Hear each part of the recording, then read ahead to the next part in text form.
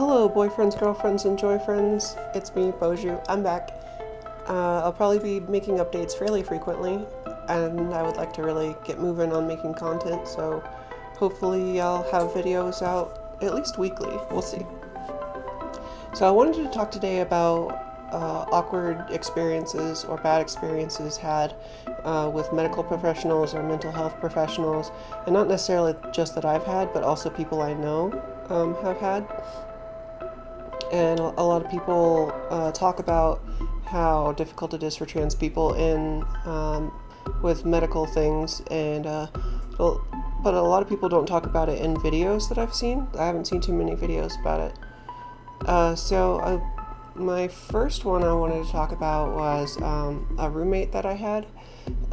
She went to a doctor one time, and it was just to get some routine tests done. And it was her first time at this clinic. It was closer to the house, so she wanted to check it out, and because they had more affordable prices too, I think. Anyway, so she went there, and they were all nice to her and everything, treated her like a regular patient, as they should, until they got to the point where they needed to run tests and do a physical and things like that, and they saw that she was trans, and then the two people, because they have one person doing the examination and one person who's there to observe it, the two people left and didn't come back for half an hour and didn't really have an explanation about why they had left. And so they came back into the room, and they were like, "I'm sorry, we can't treat you here," and no explanation. She just had to leave, and that's pretty messed up in my opinion. And it was definitely because she was trans. There's no other reason. And this was in Florida, mind you. Florida is supposedly better than a lot of the South for trans and LGBT issues, but it's not always the case. And so if they didn't say that it was because she was trans, it's because it's probably a federal reason. But they definitely didn't want her there anymore, and they told her not to come back, essentially. And she came home, and she was, obviously devastated. She was very sad. We cried together for a little while and talked about it, and I was like, "You need to report this to somebody. Somebody needs to know that this is happening at this clinic, and they're not being good. They're not treating people with any kind of respect as far as trans people, and this is something that could make the news." And she was being too shy about it at that point, and she didn't want it to be in the news. She was just so hurt that she didn't want to talk about it anymore after that, and didn't want anybody else to know about it. And the same roommate that I had, she had one of her friends over and was talking about therapy and how great therapy can be for people, and she and I were like, "Yeah, I've never had any good experiences with therapists or anything, or any counselors like that. So I'm not so sure how that would go here in the South, considering it's the South."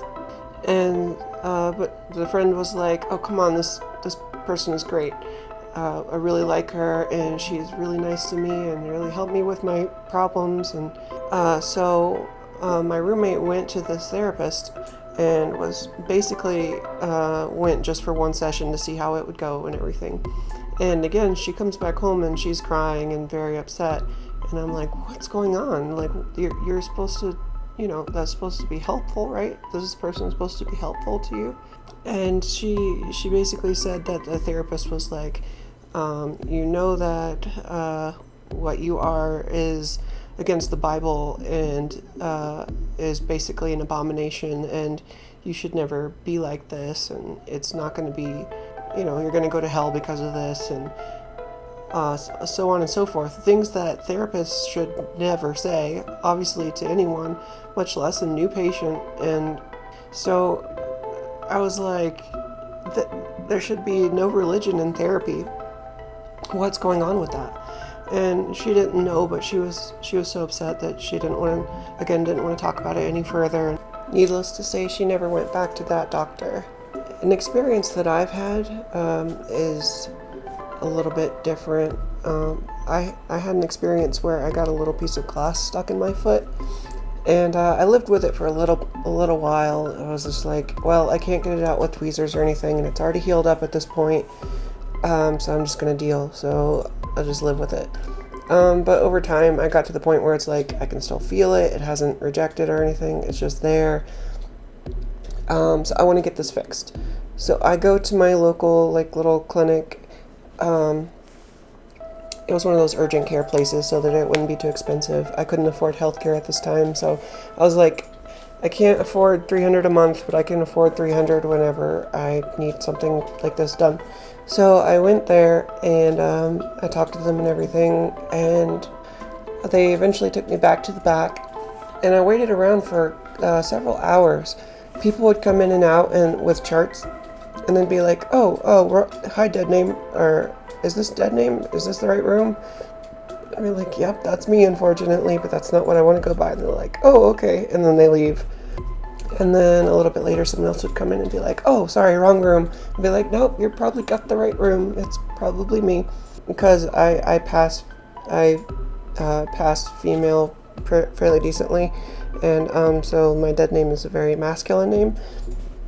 So when people see my chart and then look at my face in the room and they're like, oh, this is the wrong person, I got the wrong chart or whatever. So I went through this for 3 hours. And it was pretty long wait, especially since I had left my phone in the lobby with my wife. And because I thought I wouldn't need it. I had left all my extra stuff out there. So they eventually, they do x-rays and stuff because they're like, well, once the doctor comes in, they're like, well, I don't see anything. So let's run some x-rays. So they do the x-rays, and it was very awkward walking down the hallway with, because they're going to do x-rays. They're walking down the hallway with my butt out and, with one of those blue garbs. And I'm like, oh, I hope nobody sees anything that they're not supposed to, that kind of thing, obviously. I get that done. I go back into the room, and they're like, oh, we didn't see anything on the x-ray. And I'm like, well, it's definitely there. I can still feel it. So they had someone come in they were just in regular plain clothes, and I don't know what the deal was with that. So she comes in and she looks and she's like, all right, I'm going to take these tweezers to it and open up the wound a little bit to see if I can get at it. And she does that. So I'm open back up, slightly, just a little bit, just so they can look into it. And I could tell she was uncomfortable the whole time because I'm still in this blue robe thing. And she had me flipped over on my stomach so she could lift my foot and everything. So, and then she's done prodding around. She puts everything down in the room, and then she leaves the room. And then I'm waiting, and I'm like, all right, did you get the thing out? She didn't even say if she had gotten the thing out or anything, the piece of glass.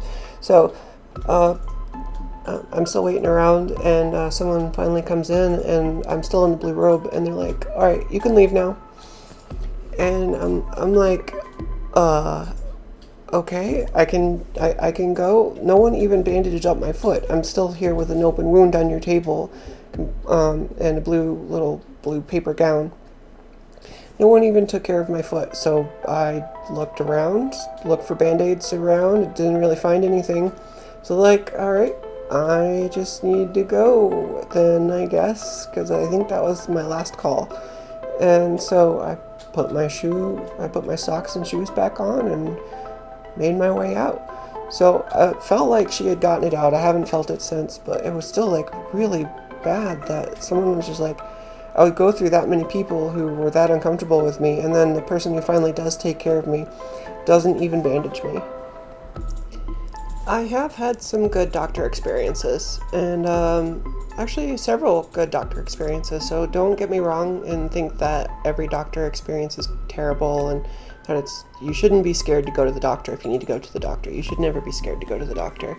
But if a doctor or a nurse or someone like that who you are forced to deal with during that scenario is a problem, there's no reason for you to stick around. You can leave, or you can find another doctor. It's there might not be as many doctors in your area. There might not be as many doctors to work on your kinds of problems or whatever.